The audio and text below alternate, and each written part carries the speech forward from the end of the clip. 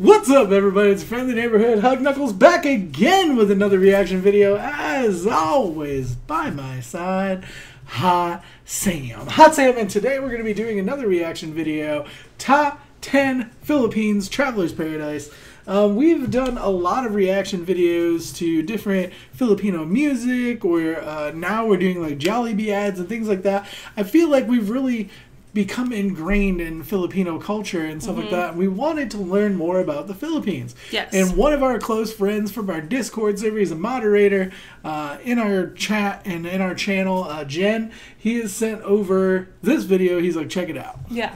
So I was like, okay, so let's do it. We're going to see what's going on because we really want to go to the Philippines. We We really talked about trying to get to the Philippines for the next Wish FM annual award show, which would be in January of next year. So, I mean, we got a lot of time to prep for this and get ready for it. Would you be interested to meet us if we were to come to the Philippines? We talked about maybe doing a meetup. We would love to see some of you guys in person. We've gotten so much love and support from so many of you, and we really appreciate it. Yes. So let us know in the comments down below. Yeah, let us know. Let's jump into this one, though. Let's do it. Now I'm about to let you in on a little secret here. The hidden gem of Southeast Asia is right here, the Philippines. My favorite of all countries that I've traveled to. It is some of the most beautiful landscapes and the most incredible people you will ever come across.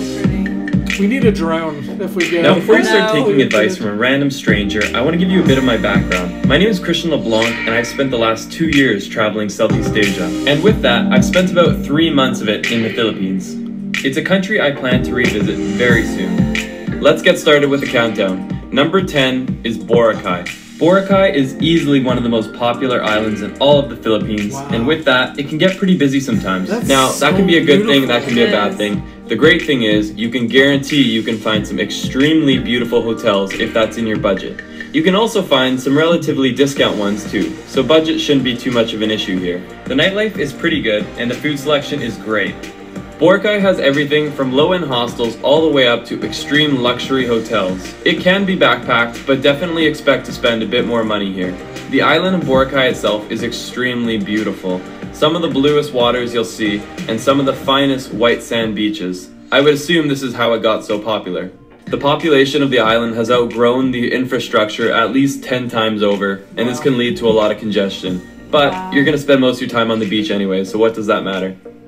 Number 9, Oslob. Oslob is extremely well known for one thing, and that is the whale sharks. This is a place where you can actually go and swim right next to these gentle beasts. Now there is a little bit of controversy that surrounds this because the whale sharks are fed, but I'll leave that up to your discretion. It's such a humbling experience swimming next to an animal that could literally grow as large as a small bus. In record they grow up to 40 feet, although it's very unlikely you'll see one this large. Only 30 minutes away, there's a couple sets of waterfalls. Tumalog is the most impressive of the two. It's a massive drop-off that creates a beautiful mist.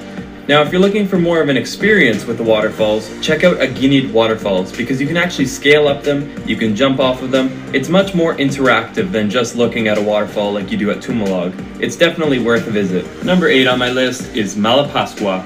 It's very unlikely that you've heard of this place before, but there's a great reason to go, and it's this one animal that lives below the sea. It's very unlikely you've ever heard of this place, but Malapascua is home to one of the most beautiful creatures I've ever seen, the thresher shark. If you're a scuba diver, this is a must. There is no fish more impressive than the thresher shark. It has a long tail just like a scythe. You see it beautifully cutting through the water. For me, this made going to Malapascua 100% worth it. Now, the dive scene is incredible, but it's not the only thing. Malapascua Island itself is extraordinarily beautiful. Again, if you haven't already noticed the trend, extremely blue water, fine white sand beaches, and relatively expensive accommodations, so this definitely has to be something that you save up for. It's a very small island, and all the accommodations on the island are quite expensive. Do a little research. We even managed to find a bit of nightlife on this incredibly dormant island. My girlfriend Laura really hit it off with the locals. If you know anything about the Philippines, you'll probably be shocked that I put El Nido in 7th place. El Nido is easily one of the most beautiful places in the Philippines, and arguably the world. The beauty of this place leaves you in awe. Now let's start with the great things about this place. The 4-island tour is incredible because it lets you see the cerulean blue waters, the jagged cliff sides. It's seriously earth porn. It's nothing like you've ever seen before. The days in El Nido are unforgettable because you'll spend your entire day hanging around these beautiful landscapes. But this is where the problems start. When night hits, it becomes a bit less enjoyable, I'd say. El Nido's electrical grid is archaic at best. When we backpacked, we spent at least half of our nights in darkness. And worse than the dark, we spent it without any fan or air conditioning. It gets extremely hot in the Philippines, and when the power goes out, I become a pretty unhappy camper. In addition to this, if you're planning to do anything like I do as a YouTuber, uploading is basically a no-go. The internet speeds are so slow, and it will drive you mad. Now, there are some ways you can get around these inconveniences.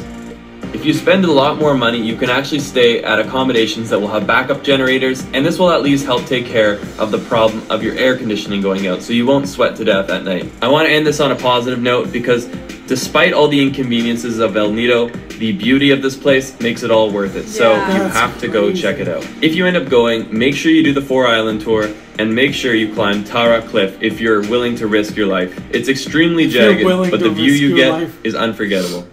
The next on my list is Bohol. Bohol is a large and magical island. There's so many things to see and do here. It never hurts to go around with locals. That's how we find some of the cool hidden gems, like this little hole in the ground. No pun intended. With Bohol being a big island, you could easily spend 5 to 10 days here.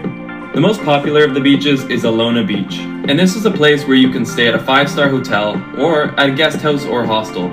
The pricing is definitely on the expensive end, but nothing unreasonable. Also a must in Bohol is to rent a scooter. Some of the most incredible riding I've ever done has been done here on this island. You take the scooter, you drive up further north from Alona Beach, and you'll end up visiting these guys. These are tarsiers.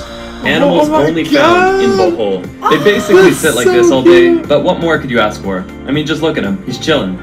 Mondays, am I right? Also worth mentioning, I did go up further north to Anda Beach, and although I liked Anda, I didn't love it. I found it a bit of a dirty beach. For me, I would have preferred to have stayed in Alona Beach, rented a scooter, and used it to do day trips like seeing the Tarsiers, the Chocolate Hills, etc. You'll also see a lot of European-inspired churches while exploring the Philippines. This one here was built by the Spanish, and it was actually shook up during an earthquake a few years ago. Just after visiting the Tarsiers, you're gonna see the man-made forest. And true to its name, it's a forest that was actually hand-planted by men. It's a really awesome feeling because as you drive down this narrow road, you feel like you're going through a tree tunnel. It's great for Instagram goals, and it's definitely an awesome feeling as you're riding on your scooter.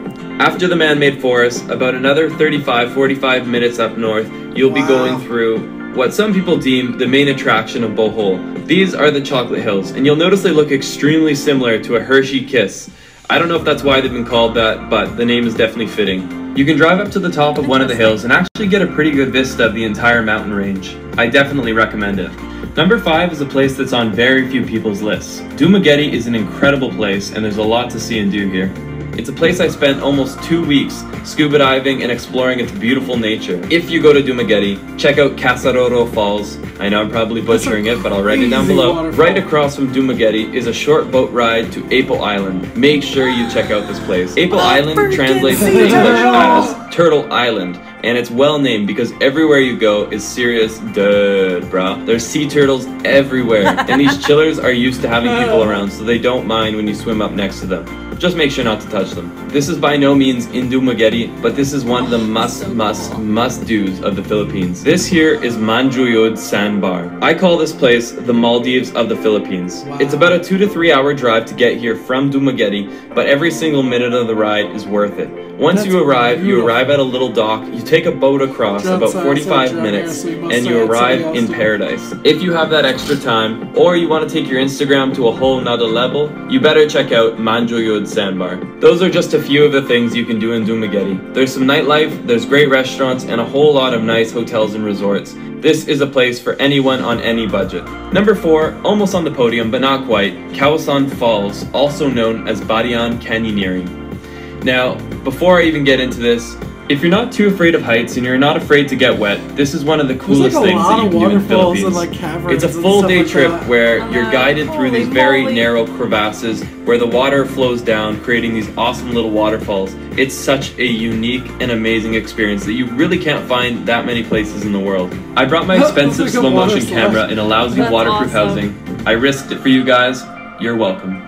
Barian Canyoneering is a guided expedition, and you cannot do this alone. By law, you need to have a guide, and I highly recommend it anyways. You would not want to do this alone. It's not too expensive. From my memory, it's about $30 US. You get a guide, and he shows you through the canyons, he pushes you off the cliffs, and you even get a meal out of it, so it's not too bad. At the end of the canyon is the world-renowned Kawasan Fall.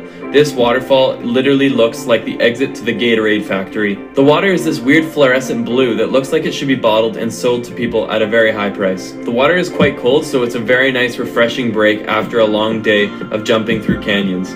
Now I must mention that when this was filmed, I was actually one of the last groups to have gone through the Barian Canyon in quite some time, and I'm not even sure if they've reopened. The municipal government shut it down because they were worried about erosion, so do a little research. Hopefully it's reopened because it is one of the top things to do in the Philippines.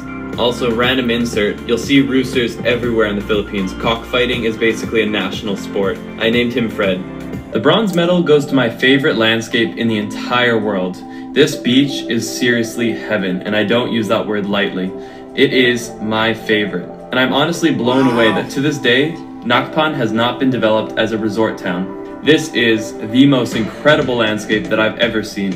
Now, if you remember, we talked about El Nido being in 7th or 6th place. Well, Nakpan is about a 45-minute scooter ride away from El Nido. So again, if you were on the edge of going to El Nido, consider this. Crazy that you all will these get places Nakpan are, like, and El Nido together because they're only a scooter ride away from each other. The problem with Nakpan is this. Because it's such a beautifully untouched landscape, there's nothing on it. There's really only a couple guest houses with which they have no electricity after a certain hour. I think it's after 6 p.m. You have two options. You can either rough the heat and stay in a very basic guest house on one of the most beautiful beaches in the entire world, or you can just rent a scooter from El Nido and drive back to your hotel, resort, wherever you're staying in El Nido. But one of the most epic day trips you'll ever do. This island here is my silver medal. It's probably my favorite island in the entire world, and it's easily the best island in the Philippines.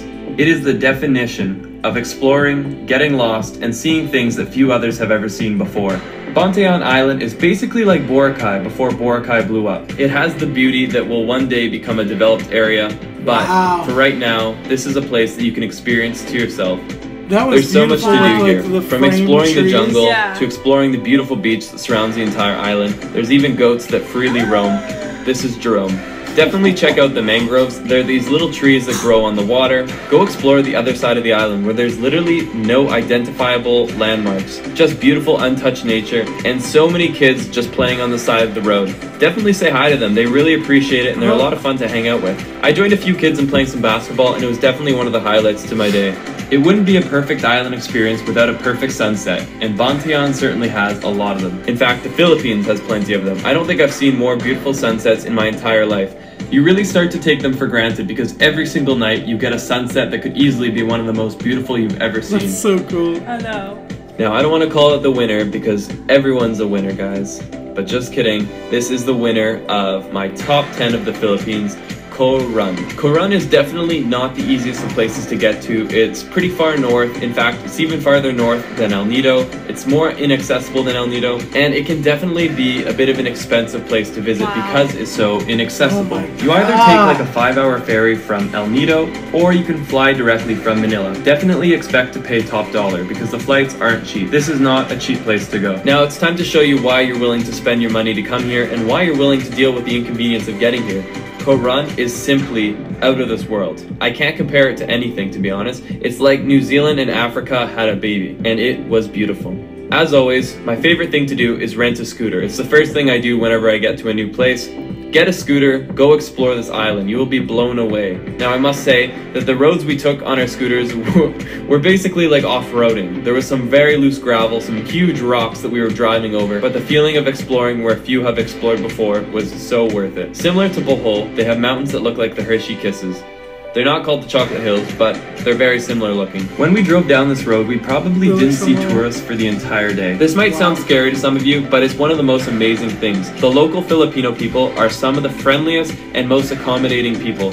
Definitely don't take that as a bad thing. It's an incredible feeling of truly getting lost in a place that you've never been before. Now, after exploring the rural side of Coron for the day, we went to the more touristy spots. There's these beautiful hot springs where people generally come for sunset. If you come here around 5 p.m., you can definitely expect to see tons of other travelers. It's a really cool way to meet people. The next day, my girlfriend and I and a couple of friends rented kayaks, and we went and kayaked all the way across to a set of islands. Now, I don't know if I recommend the kayaking because it truly was a very, very, very, very, very difficult workout, but it's good to stay in shape while traveling, so maybe this is the best option for you. There's also the option to do island tours similar to an El Nido, so maybe check that out if you don't want to go through excruciating heat in a kayak. But when we made it to the other side, the work was so worth it. Similar to the landscapes of El Nido, you have the jagged cliff sides, the incredibly blue water, and the feeling of being cut off from the rest of the world. It's extremely energizing to do that every now and then. These are among some of my favorite drone shots I've ever captured. Thank you, Coron. This is Laura looking graceful, but then she got bit by a fish. At the end of the day, we put up the white flag and we paid someone to tow our kayaks back behind their motorboat. It was the best decision we ever made. If you like this video and want to see more like this, check out the videos linked below. I have top 10 lists to Thailand, I have a how to travel the Philippines video that actually shows you the routes that you should take, and I'm constantly making new content, so make sure to hit the... That'd be cool, check out how to travel the Philippines. Okay, I think if I had to make it like the #1 word for this entire video, wow. Yeah. Like, we've traveled around the U.S. quite a bit, and I thought I saw some amazing things, and there were some things that kind of reminded me of some of the things we saw. Yeah. But I've never seen like blue water like that. Like, I've never in my life seen anything that beautiful, and I feel like it's almost like a spiritual experience if you went to go see it. You know what I mean? It's like literally those boats just look like they're just hovering there. You know what I mean? It's crazy. And it's wow. I'm like. I want to go so bad. I want to see what city life is like too, though. Like, I'd like to see what it's like, the hot spots of Manila and stuff like that. Because like this guy's been here for 3 months, been there for 3 months or whatever, and it's like we're not gonna be able to go that long, and so it's like exactly. We would not be able to be there that long, and also we'd probably stay to the bigger cities and stuff like that because that's what we want to see. That's what we want to go there for. Yeah. I mean, we might like fly to like a smaller island. Yeah, I think it'd be cool to check these out. I don't know if we were to check one out, which one should we see though? Yeah, because I'm not sure. I don't know. We're gonna have to look up and see if we can find something that has like the nightlife stuff, as well as I'd like to watch his video on how to travel the Philippines. I think that'd be really cool. Yeah. But shout out to Jen for giving us this video. Yes. Thank you very much, dude. We appreciate everything you do for the channel as well. Let us know what you thought in the comments down below. What do you think of his top 10? What is your favorite, and what should we check out when we go to the Philippines? If you like this video, click that like button. Turns blue when you touch it. Not everything does. And if you want to see our future videos, give the subscribe button a hug, and we'll welcome you to the fam. Thanks for hanging out with us, checking out the Philippines, seeing some amazing sights, and some really beautiful views. We'll have some more stuff out for you soon. Bye.